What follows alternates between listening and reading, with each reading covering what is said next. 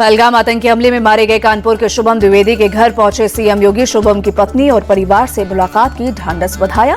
योगी ने हर संभव मदद का भरोसा भी दिया। कानपुर के सीमेंट कारोबारी के इकलौते बेटे थे शुभम। 11 फरवरी को शुभम द्विवेदी की शादी हुई थी। परिवार के 11 सदस्यों के साथ शुभम कश्मीर घूमने गए थे।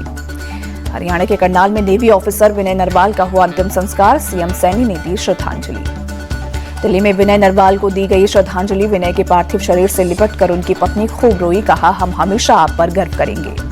आतंकी हमले में मारे गए दिलीप देसले का हुआ अंतिम संस्कार। पनवेल में उनके पैतृक स्थान पर हुआ क्रिमिनेशन।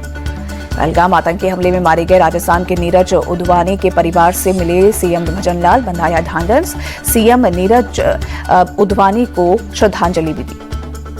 पहलगाम हमले में मारे गए सैयद आदिल हुसैन शाह को किया गया सुपुर्द खाक। फ्यूनरल में सीएम अब्दुल्ला शामिल हुए। आतंकियों से अकेला भिड़ गया था सैयद आदिल। बंदूक छीनने की कोशिश, पर्यटकों को बचाने के लिए लगा दी थी जान की बाजी। भुवनेश्वर में प्रशांत सतपथी को दी गई श्रद्धांजलि। उप मुख्यमंत्री कनकवर्धन सिंह देव ने भी नमन किया। समीर गुहा का कोलकाता में किया गया अंतिम संस्कार। पहलगाम आतंकवादी हमले में गई थी जान। मुंबई में संजय लेले और अतुल मोनी का हुआ अंतिम संस्कार। पहलगाम हमले में आतंकियों की गोली का हुए थे शिकार। पहलगाम आतंकी हमले में मारे गए संतोष जगदाले के पार्थिव शरीर पर शरद पवार ने चढ़ाए फूल। पुणे में उनके आवास लाया गया था पार्थिव शरीर। आतंकी हमले के बाद पहलगाम में आज भी सभी दुकानें और बाजार बंद। पूरे इलाके में सन्नाटा पसरा। 22 अप्रैल को हुए हमले के 26 लोगों की गई थी जान। अमृतसर में अटारी बॉर्डर पर सुबह से पसरा सन्नाटा। भारत सरकार ने अटारी चेकपोस्ट को बंद करने का लिया है फैसला।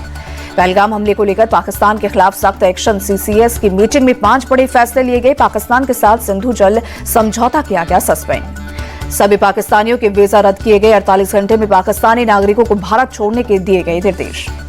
भारत में पाकिस्तानी दूतावास बंद किया जाएगा। 48 घंटे में पाकिस्तानी राजनयिकों को भारत छोड़ने को कहा गया। भारत ने दिल्ली में पाकिस्तान के टॉप डिप्लोमेट साद अहमद वैराइज को किया तलब। परसोना नॉन ग्राटा घोषित होने पर भारत छोड़ने को कहा और परसोना नॉन ग्राटा होने पर राजनयिक भारत में नहीं रह सकते। केंद्र सरकार ने आज सर्वदलीय बैठक बुलाई। रक्षा मंत्री राजनाथ सिंह बैठक की अध्यक्षता करेंगे।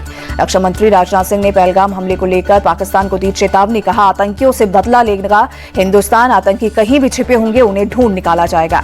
राजनाथ सिंह ने कहा, टेररिज्म के खिलाफ जीरो टॉलरेंस पॉलिसी। आने वाले समय में दिखेगा रिजल्ट। पाकिस्तान में बैठे मास्टरमाइंड को भी नहीं छोड़ेंगे।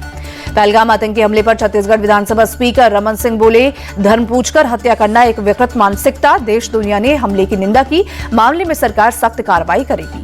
जम्मू कश्मीर के उधमपुर में आतंकी और सुरक्षा बलों के बीच मुठभेड़। दोनों ओर से लगातार हो रही है फायरिंग। इलाके की घेराबंदी कर सर्च ऑपरेशन जारी। आतंकवादियों की तलाश में पुंछ के लसाना वन क्षेत्र में एसओजी का विशेष अभियान। सर्च अभियान में सेना के जवान भी शामिल।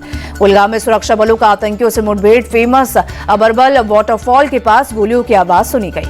आतंकी हमले के बाद सीएम उमर अब्दुल्ला ने की कैबिनेट बैठक। घाटी के कानून व्यवस्था पर की चर्चा। कहा, एलजी का करेंगे सहयोग।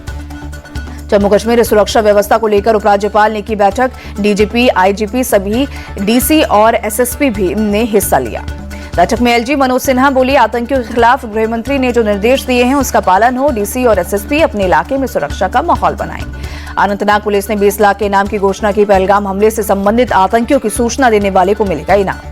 अनंतनाग में बढ़ाई गई सुरक्षा। श्रीनगर जम्मू नेशनल हाईवे पर गाड़ियों की हो रही है चेकिंग। दिल्ली में एनआईए मुख्यालय की सुरक्षा कड़ी की गई। यहीं पर 26/11 मुंबई हमलों का आरोपी तहव्वुर राणा हिरासत में रखा गया है। जम्मू कश्मीर में कई दफ्तरों के कर्मियों को वर्क फ्रॉम होम का निर्देश। बारामूला में पीएम पैकेज के तहत कार्यरत कर्मियों को 27 अप्रैल तक वर्क फ्रॉम होम का आदेश जारी। जम्मू कश्मीर के डोडा में पहलगाम आतंकी हमले के खिलाफ आक्रोश कैंडल मार्च निकालकर किया गया प्रदर्शन।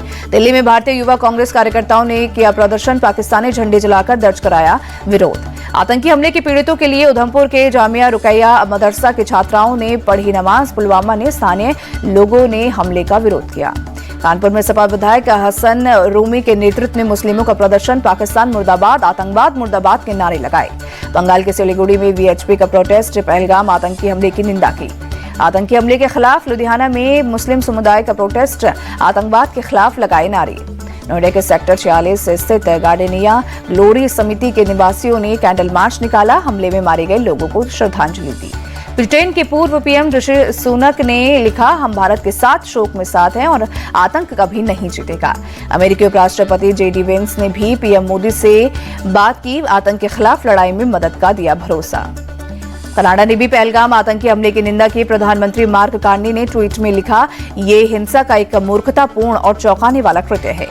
FIIT जेईई कोचिंग सेंटर मामले में दिल्ली, नोएडा और गुरुग्राम में 8 स्थानों पर ईडी की रेड। प्रोमोटर DK गोयल सहित प्रमुख साजिशकर्ताओं के ठिकानों पर पहुंची ईडी की टीम। इसी साल जनवरी में बिना सूचना के कई FIIT जेईई सेंटर अचानक हुए थे बंद। करीब 12,000 छात्र हुए थे प्रभावित। लखनऊ में प्रतिबंधित आतंकी संगठन खालिस्तान कमांडो फोर्स का मंगत सिंह उर्फ मंगा गिरफ्तार। मंगा पर 25,000 रुपए का इनाम घोषित था। IPL में रॉयल चैलेंजर्स बेंगलोर और राजस्थान रॉयल्स के बीच आज होगा मुकाबला। बेंगलोर में शाम 7:30 बजे शुरू होगा मैच।